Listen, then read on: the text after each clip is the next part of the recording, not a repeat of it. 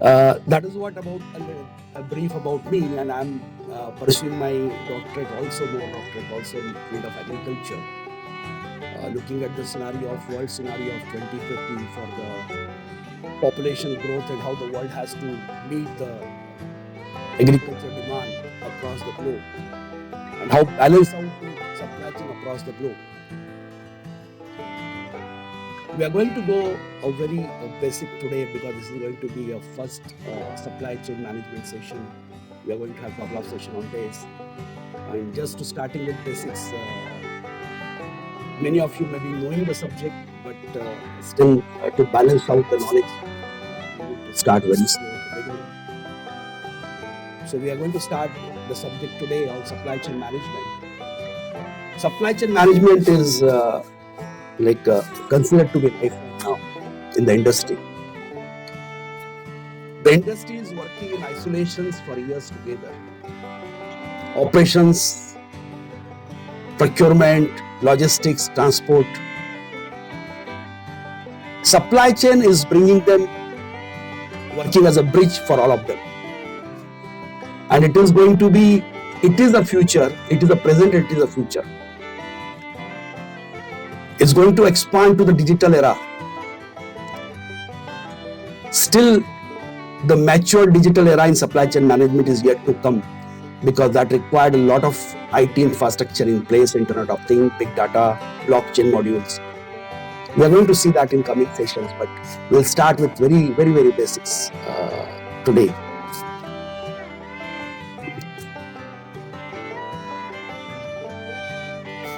Just a quick brief, which I could not do on the previous slide, that I have my YouTube channel where you can see many management sessions are there in supply chain management, operations management, motivational, entrepreneurship, project management.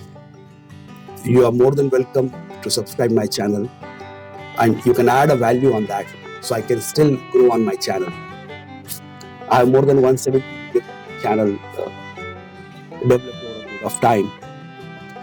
So that is a submission to all of you.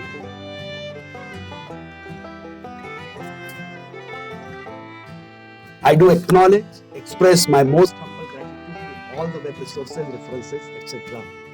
used for making this presentation for the purpose of knowledge sharing with each and everyone with an objective of transfer of knowledge and to make well aware tomorrow for generations to come. So it's a journey of knowledge and we all are into it.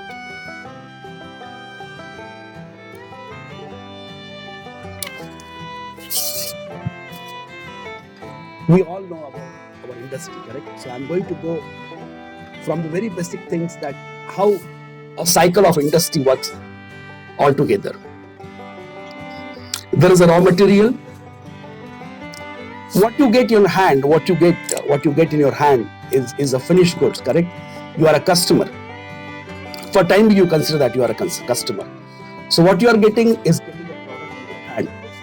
But this product has come to this shape because multiple stakeholders, multiple agencies, multiple individuals and multiple organizations have participated to bring this finished good in your hands. What car you are using, what clothes you are wearing, what food you are eating. It has come to this shape because every individual has contributed into it. From the different segments of the industry, different segments of the globe. Because in the world of globalization, there is nothing specific to a state, nothing specific to a country. It's a global phenomenon. If I take a simple example, even if you want to consider a bread, farmer is growing the wheat, correct? So you can see the number one on the screen, raw material, farmer. The agent, the stakeholder is farmer. He's giving the wheat. There are some suppliers who are collecting from these farmers the wheat, correct? They are collecting it. They are grading it. Okay, quality grading, size grading, product grading. So they are the suppliers who are collecting from the farmers, grading it also, and then the suppliers are supplying to factory. Bread factory. Okay. So that is a factory who is converting your wheat into a bread, piece of bread. The factory is giving it to the distributors are taking the bulk products they are taking. Thousands and thousands of pieces they are taking from the factory. Then they are distributing, they are the big distributors who are handling the whole production of the factory they are handling. And there are more distributors. One factory can be supplying to multiple distributors in the multiple districts, multiple states. Then these distributors are distributing it to the respective areas, retail distributors, or maybe the stores, hypermarkets.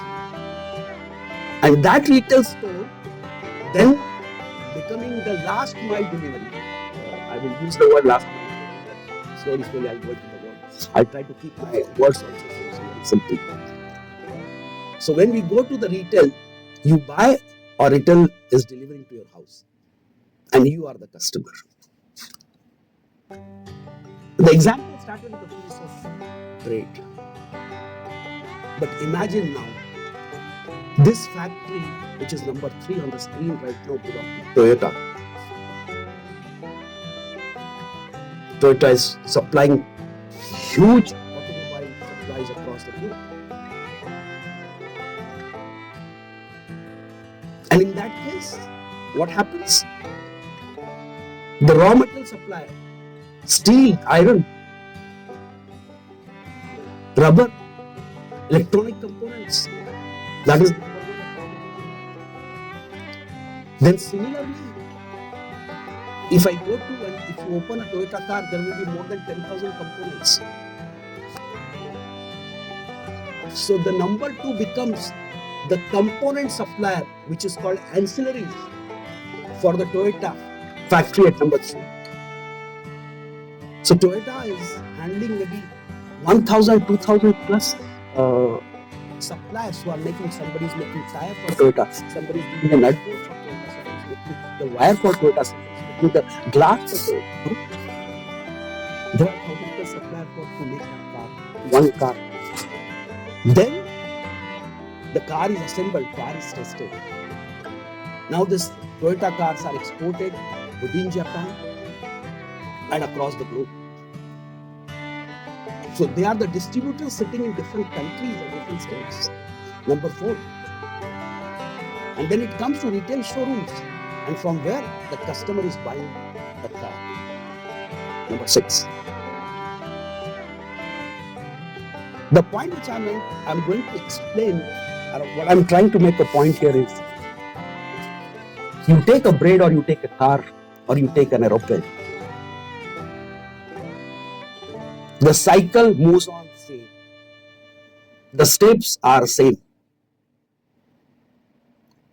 That means you cannot ignore these steps while getting a finished goods in your hand. So that's why these are the basic components of any product life cycle, any service life cycle. We move on to the next slide from this.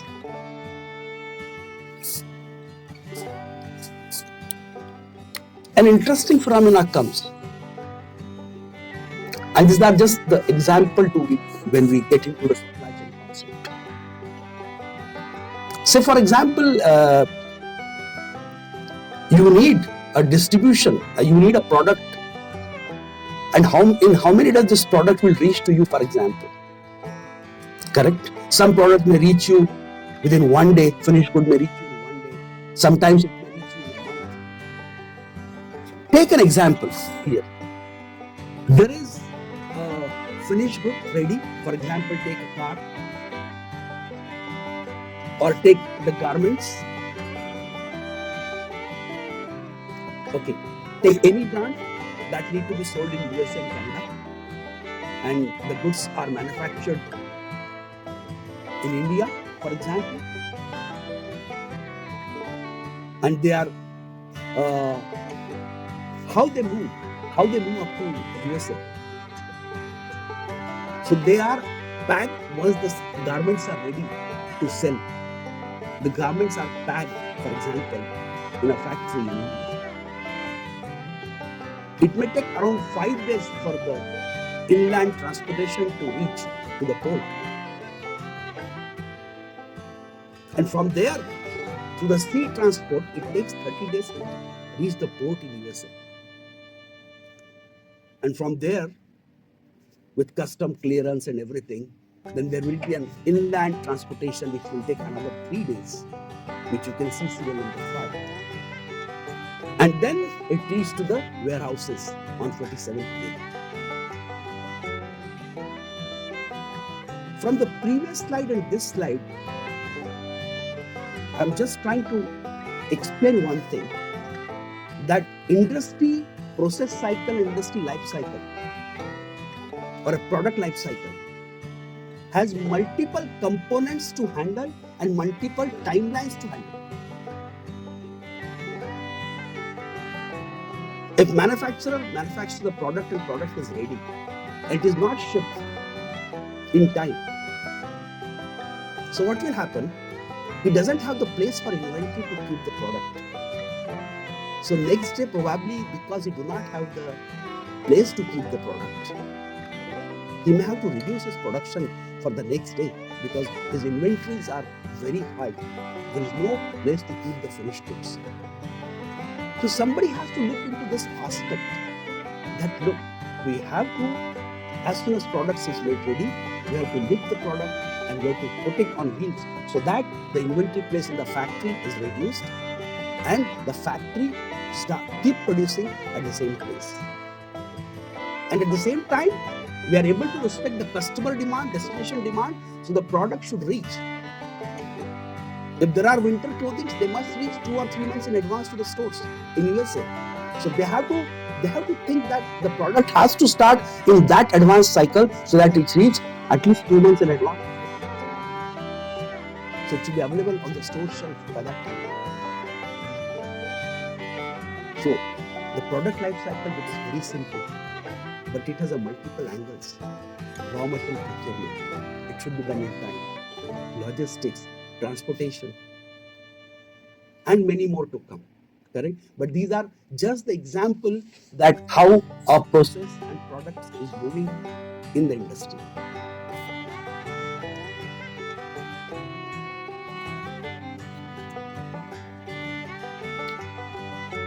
From the picture, it's very from the previous 2 slides and now this slide, you are getting a name more here, the supply chain management. And there are 3 players you can see: sourcing of raw material, second is manufacturing or converting that raw material into a product and delivering to the customer.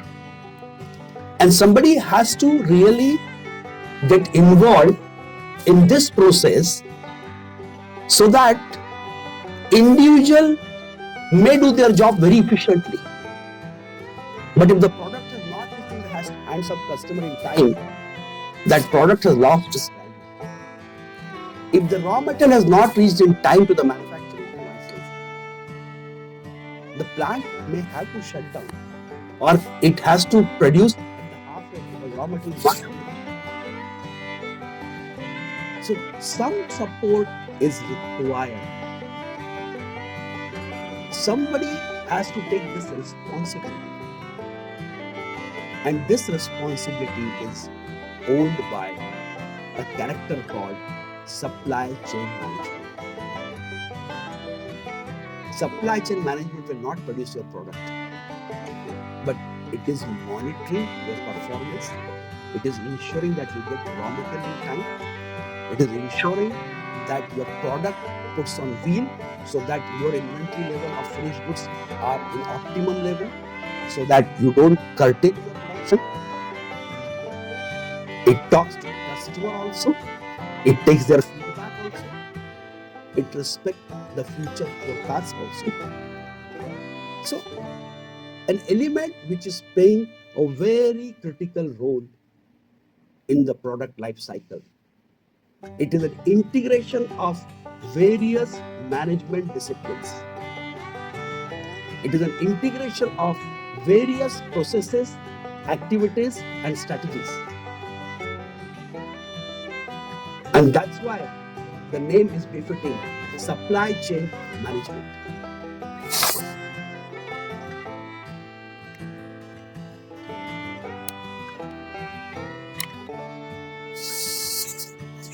I'm trying to keep my sessions in the beginning of pictorial so that we get into the things very clearly what we are making a point about. If you see the three top pictures: raw material, inbound logistics, goods in storage, procurement action.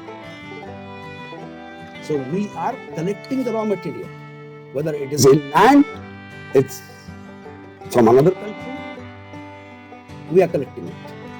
So that is our procurement cycle, procurement management. Then we are coming to manufacturing. If you see the second line, then we are going to outbound warehouse. That means after manufacturing, we are giving it to a finished good in the outbound warehouse. That outbound warehouse is in touch with outbound logistics, and then we are reaching to the customer. Multiple components, multiple elements in the picture. So this is one of the another pictorial representation for the supply chain management, from the supply chain management concept, where procurement and operations management are being depicted.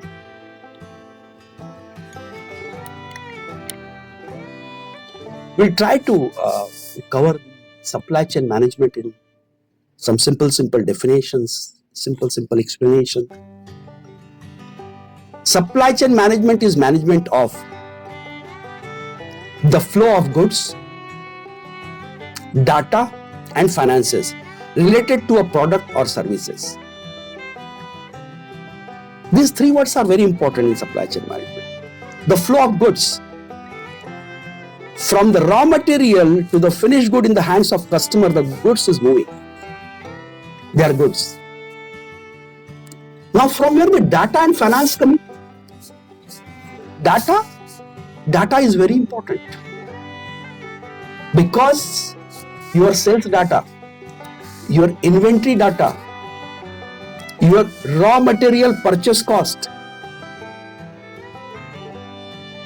your finished good pricing, your future forecast, demand forecast, the forecast for raw material availability. So many data is available in that supply chain. Imagine your product, a new product which you launched and went into the hands of a customer. And the first week you had a great sales, but second week onwards, suddenly your sales numbers dropped. Correct? And then when the sales numbers dropped, the information has not reached to operations or manufacturing premises, and not has been passed on to the raw material supplier also as well. And what happens? You have continued producing the product at the same speed, and suddenly your retailers and distributors have reduced their order after third week. So your inventory started piling up. Inventory means your finished goods is there, but nobody is a buyer. When inventory on shelf, it is as good as cash, money on shelf. If nobody is a buyer to your product, that means you are putting your cash on the shelf, and that is depreciating. The point here is why this data is very important in supply chain, because it gives the real-time information to act upon it. You will do analysis. Why your sales have dropped? What is the, you will go to the customers, you will reach them out. You will ask them, what is the difficulty? What is the root cause analysis for your product? But at the same time, you will slow down your production if you have the right data in your hand at that point of time. And third is finance. We'll get into the data more in coming sessions. Nature of data, what information has been interpreted, we'll see that. But to start with the things, understanding. So the good flows in one direction. The whole data flows to the supply chain management. If you consider right now a block, so the whole data goes to supply chain management block, which analyzes that data. And third is finances. As the product goes in one direction, the finances flow in another direction. You take the raw material, you give the cash to them, you give the money to them. You give the product, you sell the product, you take the money. So the finances flows in the reverse direction. And that finances management is very important to maintain the cash flow healthy condition in the supply chain management. So that's why the supply chain management is the management of the flow of goods, data and finances related to a product or services. Supply chain management is also from the procurement of raw material to the delivery of products at its final destination. That is what we have seen in our previous 3-4 slides where pictorial representation has been made. So that is very clear.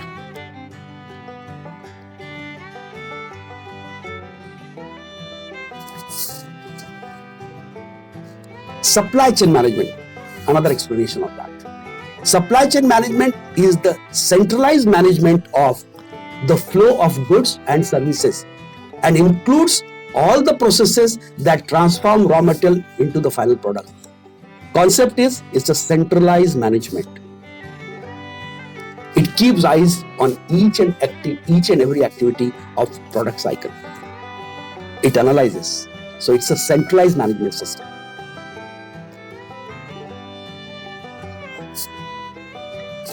Another explanation.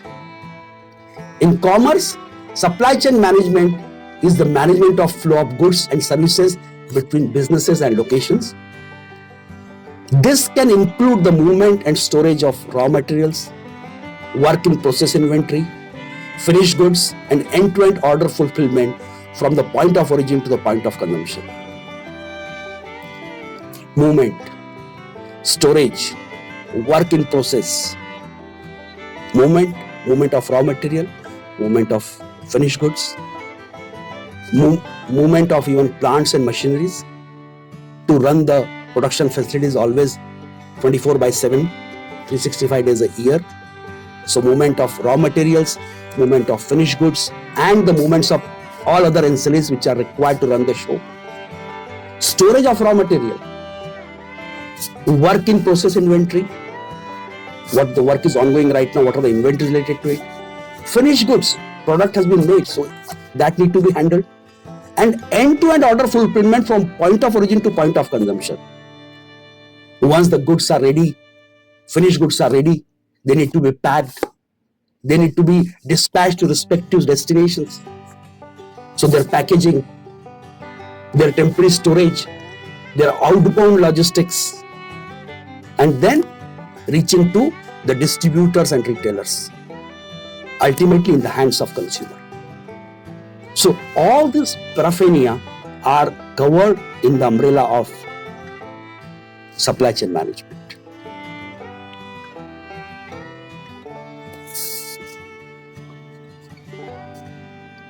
By managing the supply chain, when you say that I'm managing the supply chain, I'm a supply chain manager, or we are a supply chain management team, companies can cut excess cost. Means why we are talking of supply chain management? What is an objectivity behind it? Why should I even look into the supply chain management concept? Companies can cut excess cost and deliver products to the consumer faster and more efficiently.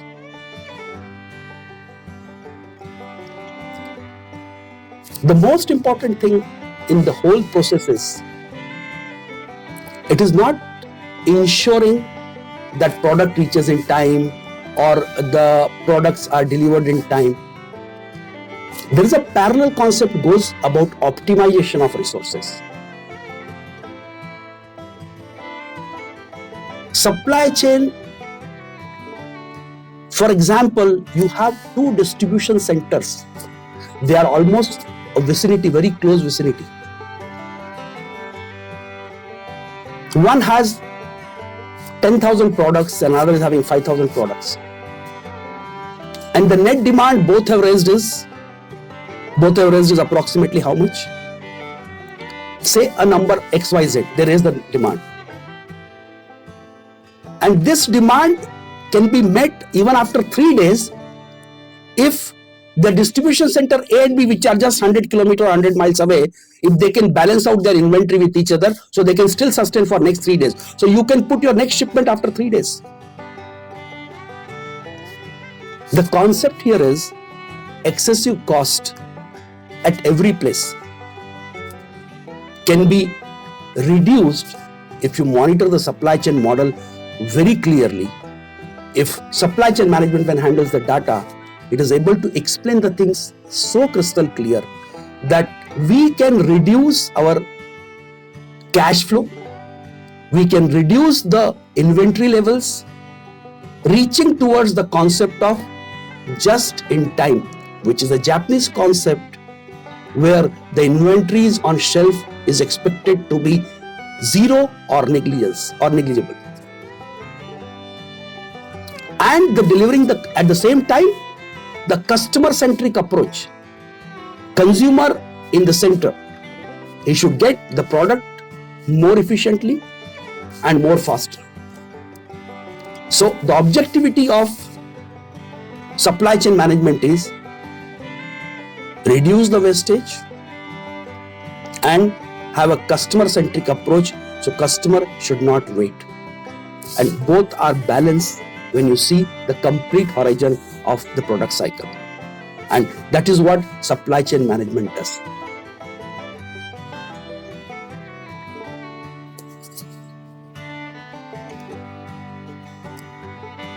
Why? What is an objectives? What are the objectives of supply chain management? If we try to list them on a piece of paper. So it wants to improve. We'll start from the first one. Improve efficiency. We want to improve our efficiency. We do not want, that means the time and motion study, that we don't waste our time and we don't do unnecessary movements, or we reduce our movement. We improve our efficiency. We improve our productivity. We become more efficient. Efficient, if I say efficiency, 1 input, 10 output. Correct? If I put 0.9 input and still I produce 10 output, I become efficient. Because somewhere 0.1 is getting wasted, which I am avoiding. Minimum input, maximum output.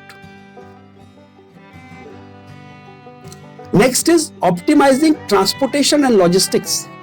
I said this point. Give an example also that. If the local logistics can balance out the inventories, no need to run the fleet for 1,000 miles today. Hold it. Because by that time production will be ready and then we'll send the whole requirement in one go. We don't shift half lorry. Enhancing customer satisfaction, third circle. In all the management streams, customer-centric approach is the prime important. So customer is always in center. You are looking for customer satisfaction. Customer, customer and customer. So that when you become efficient, when your systems become efficient, definitely you are able to meet customer satisfaction in more better way. Maintaining better coordination. The purpose of supply chain management is to integrate, to coordinate all the processes. Improving quality. The quality is improvised. When you work in time, when you are focused on right products availability, it's automatically quality is being benefited.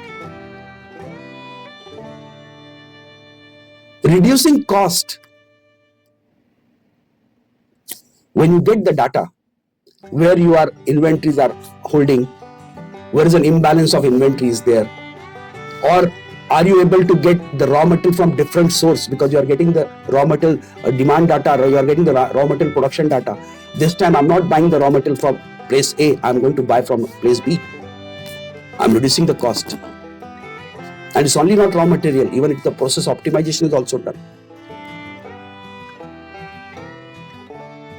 So reducing the cost concept. Even sometimes your own manufacturing slightly become costlier. So at that time you buy the goods, ready goods from the another suppliers under your umbrella. There's another way to reduce the cost. More manpower. You are optimizing your manpower. You are optimizing your inventories. You are optimizing your other resources. That is all directly impacting your cost. Improving distribution, definitely. It helps in improving the distribution when we are clearly aware about the data from our retail stores, from our distribution stores. Real-time demand forecast is available. So that is improvising the distribution.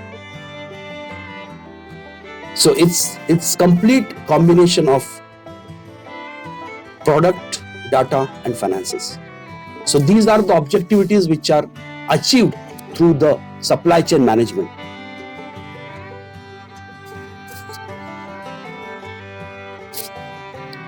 More about supply chain management. It handles procurement. Supply chain manager never do procurement himself. There is a procurement department. But he is getting the information, how the procurement cycle is going on. He's triggering the alarms. He's ensuring that procurement department get the real-time forecast so that they can trigger their procurement cycle.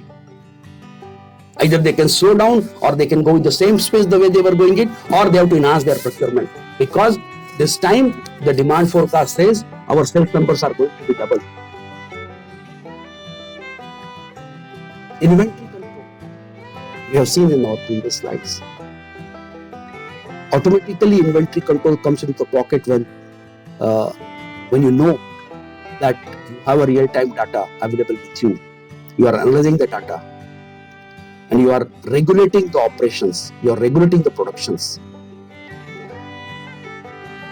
Supply chain also linked with logistics. We are going to see our next session. The supply chain management has this big bracket. Logistics is a bracket which is covered under the supply chain management, but with more of the information, more of the data analysis. Product life cycle management. Complete life cycle management for the product. Not only, remember that if you see when iPhones are launched, correct? So when iPhones are launched, one product, when iPhone 16, iPhone 15, 16, when you see their curve. So when one iPhone sales is on, the new product sales are on, after 3, 4, 5, 6 months, you can see that it reaches to the peak. Correct? And then the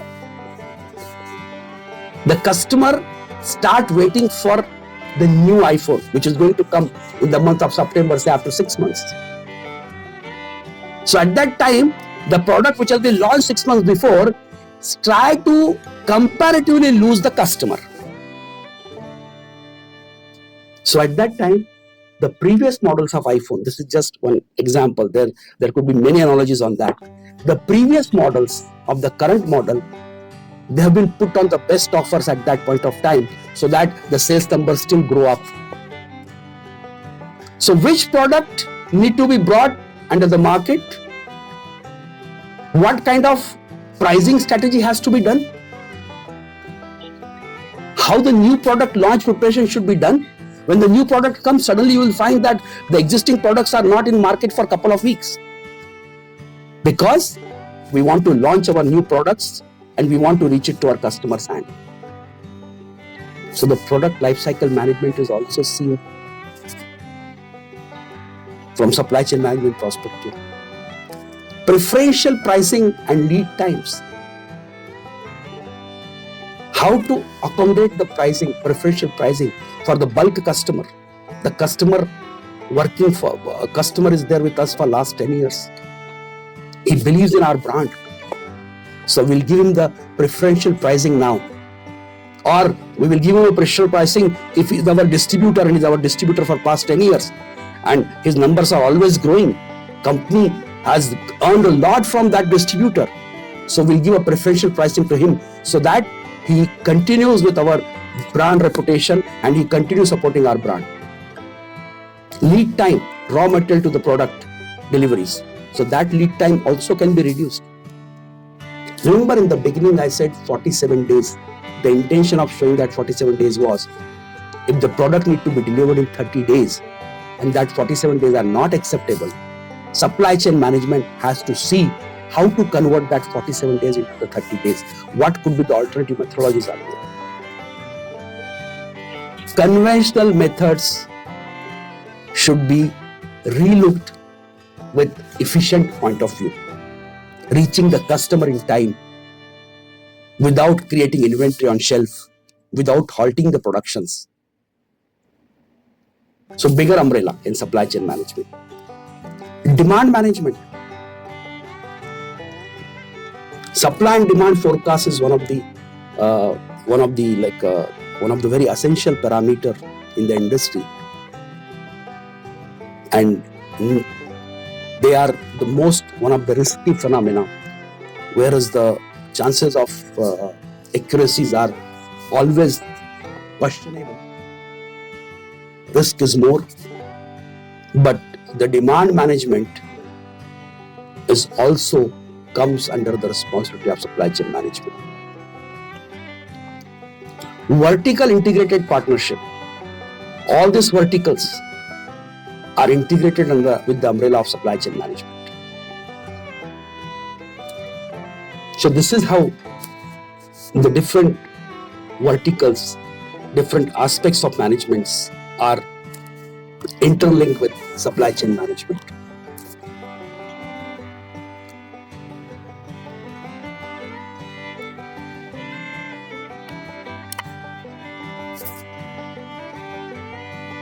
There are key elements of supply chain management: planning, sourcing raw materials, manufacturing, delivery, and returns. The planning is there for all phases. Planning has to start before. Planning has to continue even after when the product is delivered to the customer. And other 4 elements: raw material, manufacturing, delivery, returns. We are going to discuss return also in the coming time, because now it's not only give it to customer and forget it. No.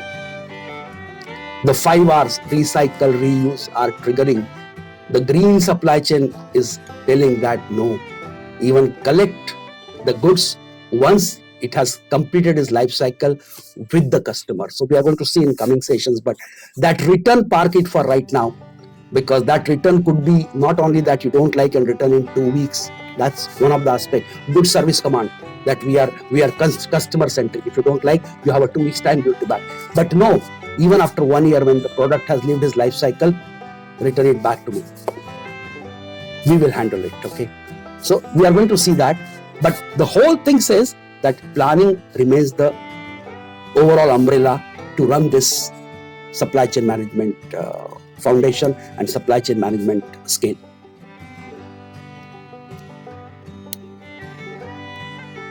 Just by this time now we are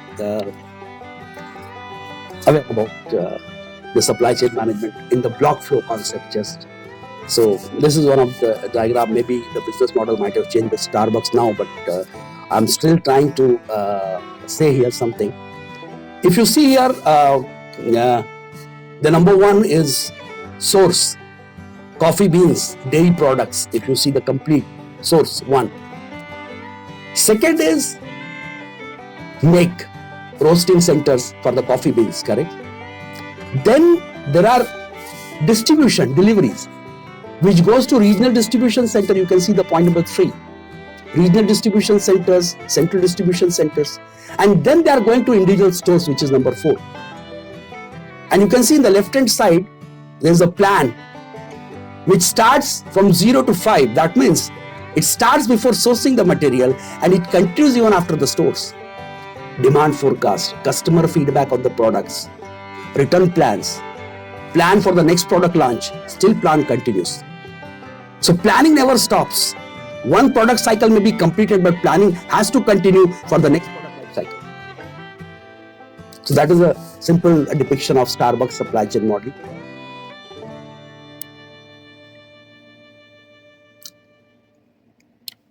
Integration, purchasing, distribution, operations. Work together to establish a part 2 competition that is both cost effective and competitive. We have discussed this point. Communicating and collaborating with all parties in business strategy that eliminates errors and save money. Collaborations, communications, coordinations. These are the essence, they are the foundations of supply chain management. Reaching to cost effectiveness and customer centric approach.